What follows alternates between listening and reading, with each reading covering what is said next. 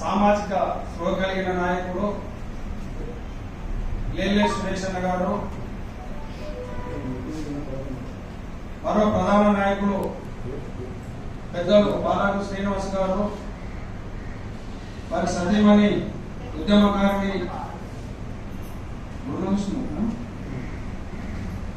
12-13 MRPS చేసినప్పుడు ఉద్యమం ఉరుతలవుతుంది. JAC ఉద్యమం మళ్ళా వర్షమేమో వస్తుంది, మేము అప్పుడే మీటింగ్ పెట్టుకొని వస్తున్నాం, మళ్ళా నన్ను చర్చలు బట్టి తోలుకొని వస్తున్నారు. నేను ఎవరు రెడ్డేమో మల్లయ్య రెడ్డి వచ్చి ఇదేంద్ర గాయం నా చివరికి లేదు లేదు మనసులో వస్తుంది మాగా అని చెప్తే నేను పోయిన కూడా నిలవన్నా. జేఏసీ జేఏసీ చైర్మన్ అన్న మల్లన్న గారు, నేను నాయకత్వం, దళిత నాయకత్వం, దళిత లీడర్షిప్ ఫోరం అనే దాన్ని సురేష్ అన్న గారు ఏ సందర్భంలో దాన్ని క్రియేట్ చేశారో ఆలోచించదగ్గటువంటి విషయం. ఆ ఏర్పాటు ఎందుకు చేసింది, దాన్ని ప్రజల్లోకి ఏ విధంగా తీసుకుపోవాలి, దాన్ని అచీవ్ ఏ విధంగా కావాలనే విషయాలు స్వయంగా ఫౌండరే మన దగ్గర ఉన్నవంటే ఆయన చెప్తేనే బాగుంటుంది అనే విషయాన్ని నేను మీ ముందుంచుతూ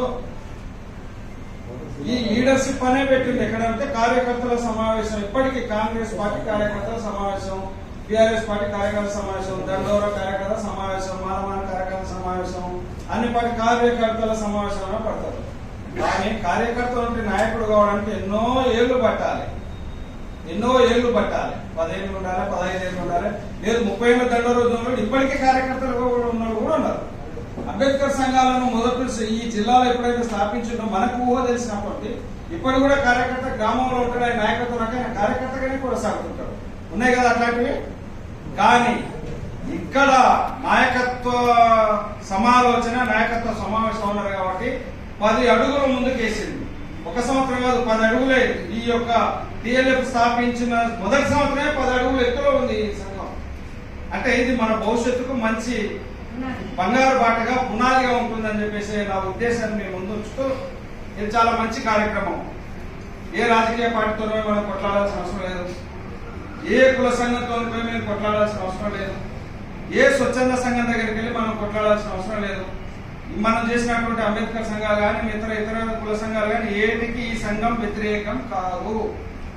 ఈ సంఘం మనల్ని, మన శ్రమని, మన వయసుని, మన శ్రమని, జైల్లో పోయినటువంటి వారి యొక్క శ్రమని, వారి ఉద్దేశాలను, వారి పడ్డ కష్టాలను, సుఖాలను, అన్ని విషయాలను, బాధల్ని కూడా గుర్తించి వీళ్ళు నాయకుడు కదా, వీళ్ళు ఒక సమాజానికి ఒక విషయం చెప్పే సత్తా ఉంది కదా అన్నటువంటి గుర్తించినటువంటి డిఎల్ఎఫ్ నాయకత్వానికి నేను అభినందనలు తెలియజేస్తూ, ఇక్కడ ఉన్నటువంటి వాళ్ళందరం కూడా నాయకులమే.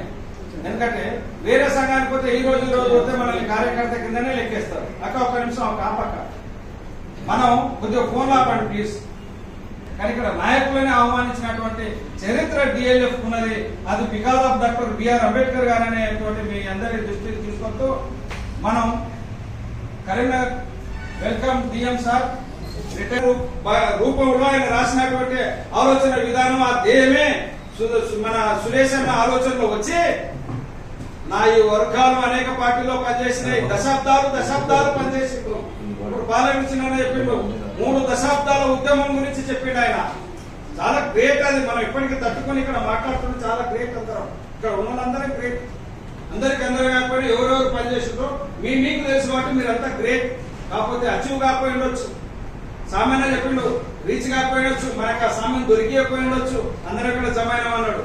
అంటే నా ఉద్దేశంలో మనం ఆశయంగా మాట్లాడితే మనందరం చెడిపోయిన చక్రవర్తి లాగా, ఇప్పుడు అన్ని పార్టీల పనిచేసి చెడిపోయిన చక్రవర్తి లాగా యుద్ధాలు పోయినా విజయం సాధించకపోతే ఏం చేద్దాం? ఊరు బయటకు స్నానాలు చేసి కత్తులు కడిగి దానికి కుంకుమ పసుపు పెట్టి మళ్ళీ ఒక దీప నైవేద్యాలు వేసి మళ్ళీ కత్తులు తీసుకుపోయి ఆయుధాకారాలు పెట్టి ఇంకో యుద్ధానికి సిద్ధమవుతున్నాం అన్నట్టు. అట్లాంటి వీరుల సమావేశం ఇక్కడ జరుగుతూ ఉన్నది. దానికి రూపకల్పన చేసినటువంటి లేలే సురేష్ అన్న అభినందనీయుడు, ధనుడు అని చెప్పేసి అని ఈ కరీంనగర్ జిల్లా నుంచి నా యొక్క అభిప్రాయాన్ని తెలియజేస్తూ డిఎల్ఎఫ్ లో మనందరం ఖచ్చితంగా పనిచేయాల్సినటువంటి ఆవశ్యకత ఉన్నది.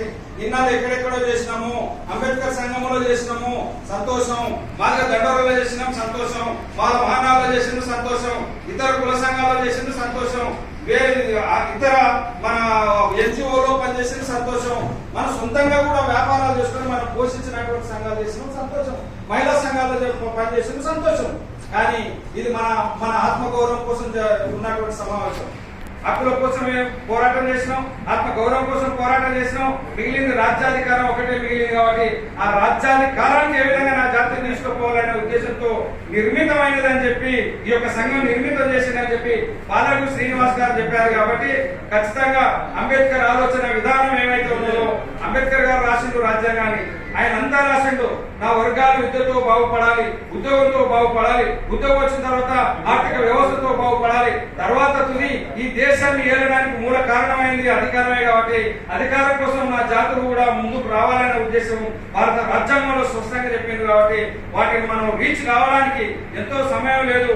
మనం మన కళ్ళ ముందే జరగవచ్చు, కానీ అది నాకే జరగకపోవచ్చు, ఇంకోరికి కానీ ఈ రూపంలో ఎవరు అదృష్టవంతులకు జరగవచ్చు.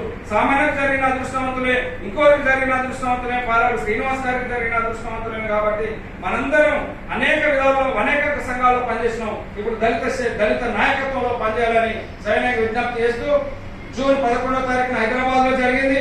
జూలై 13వ తారీఖున నాకు బాధ్యతలు ఇస్తే నేను ఒక 10 మందిని వేసుకొని ఉమ్మడి మహబూబ్ నగర్ జిల్లా మీటింగ్ పోయిన ఆదివారం రోజు మేము చర్చలలో చాలా ఘనంగా జరిపామని చెప్పేసి అని మీ అందరికీ సెలవిస్తూ ఇది 2వ సమావేశం.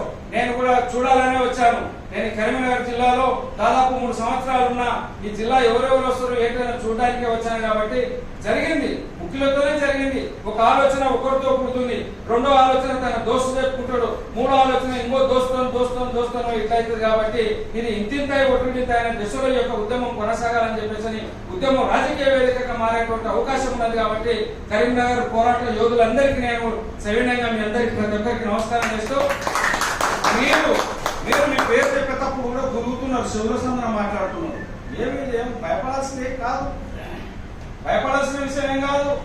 నా పేరు పోలా వెంకటేష్ మాదిగా ఎట్లా చెప్పుకోవాలి, మనం కూడా చిన్నగా చెప్తున్నారు. ఇంకోసారి చెప్పకండి అట్లా దయచేసి, ఎవరు చెప్పకండి దయచేసి. రెడ్డింటికి పోతలేం, దొరైంటికి పోతలేం, మనమే మాట్లాడుకుంటున్నాం. మనతోని మన భావాన్ని వ్యక్తం చేయకపోతే ఇంకెవరితోనే చెప్తాం. మనం చెప్తాం వేరే వాళ్ళ దగ్గరికి వెళ్ళి, ఎవరి దగ్గర చెప్పాం. మన భావాన్ని మనతో పంచుకుందాం. మీ యొక్క వచ్చినటువంటి భావాన్ని కేంద్రం ఏ నాయకత్వంలో తీసుకొని మనకి రాజకీయంగా న్యాయం చేయడానికి ముందుకుంటుందో మనందరం కలిసికట్టుగా వారి యొక్క ఇచ్చేటువంటి కార్యక్రమాలను, వారు చెప్పేటువంటి విధానాన్ని ఆకలింపు చేసుకొని మీ యొక్క కార్యక్రమాన్ని ముందు జిల్లా వ్యాప్తంగా నడపాలని చెప్పేసి అని సవినయంగా ప్రతి ఒక్కరికి విజ్ఞప్తి చేస్తూ నా ఈ అవకాశాన్ని ముగిస్తున్నా. జై భీమ్.